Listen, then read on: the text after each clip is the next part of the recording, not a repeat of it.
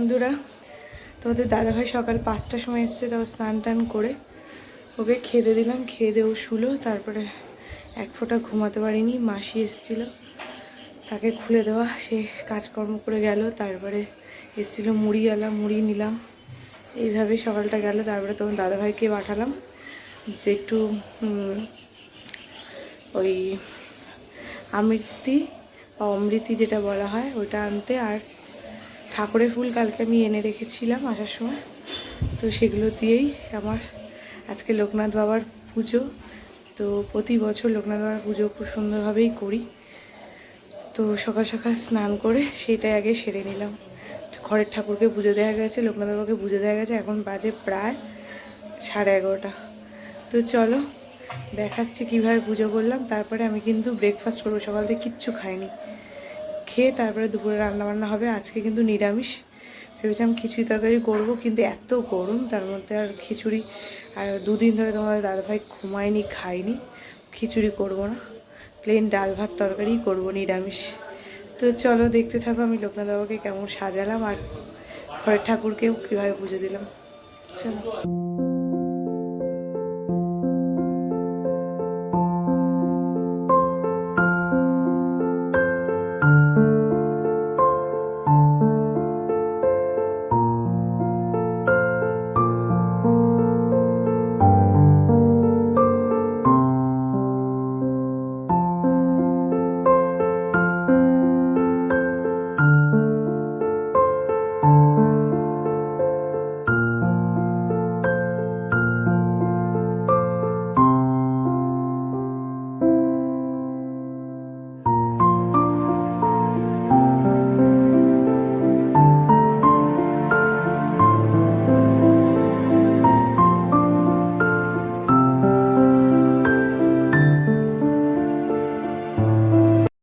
তো তোমরা তো দেখতেই পারলে, সব ঠাকুরকে মালা, ফুল, মিষ্টি সব দিয়ে পুজো দিলাম।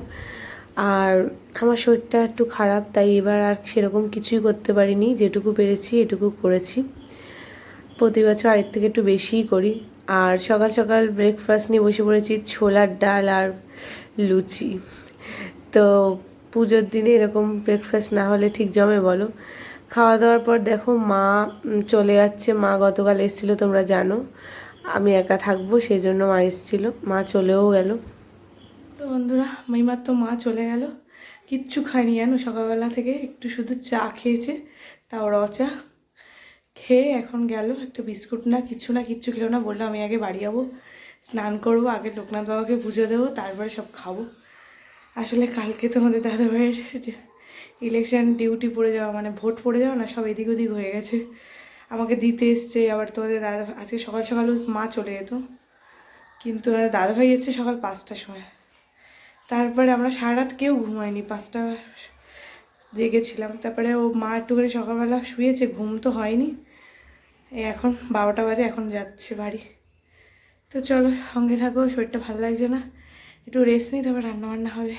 আজকের মেনু এখানে গরম গরম ভাত, আর এখানে রয়েছে ঘন ঘন করে মুগের ডাল, এখানে রয়েছে আলু পনিরের তরকারি, সিম্পল করে করেছি।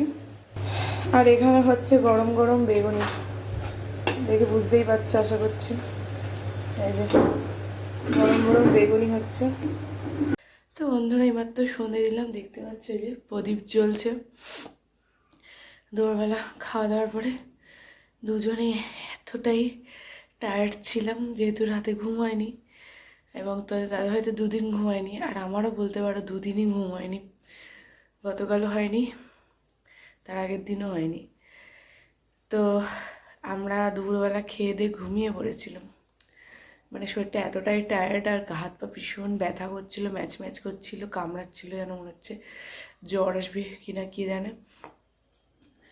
তো ঘুমিয়ে পড়েছিলাম। তারপরে তো বিকালে উঠে একটু মুখ টুক ধুয়ে লেবুর রস করে দিয়েছিল, খেলাম।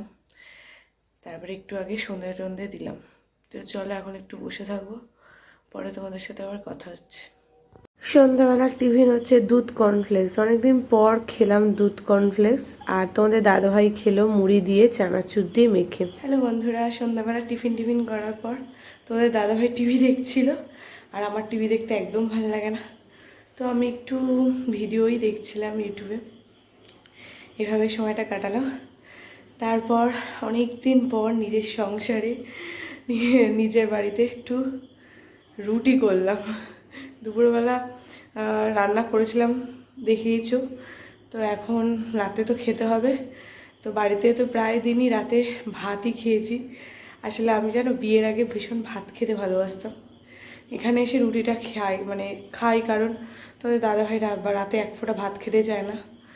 আর আমি ভাত খাবো রুটি খাবো আমার বেশ খুব একটা ভালো লাগে না, তাই একবারই দুজনের জন্য রুটি করে ফেলি, তাই জন্য রোজই রুটি দেখতে পাও। তো চলো দেখাচ্ছি রাতে কী দিয়ে খাবো। তো বন্ধুরা দেখো, এখানে দেখো গরম গরম রুটি করে ফেলেছি, এইমাত্র করলাম রুটি। আর তোমাদের দাদাভাই খাবে পনির আলুর তরকারি দিয়ে রুটি দিয়ে। ও বলেছে যে আমি পনির আলু দিয়ে খাবো, তাই ঠিক আছে তুমি পনির আলু দিয়ে খাও।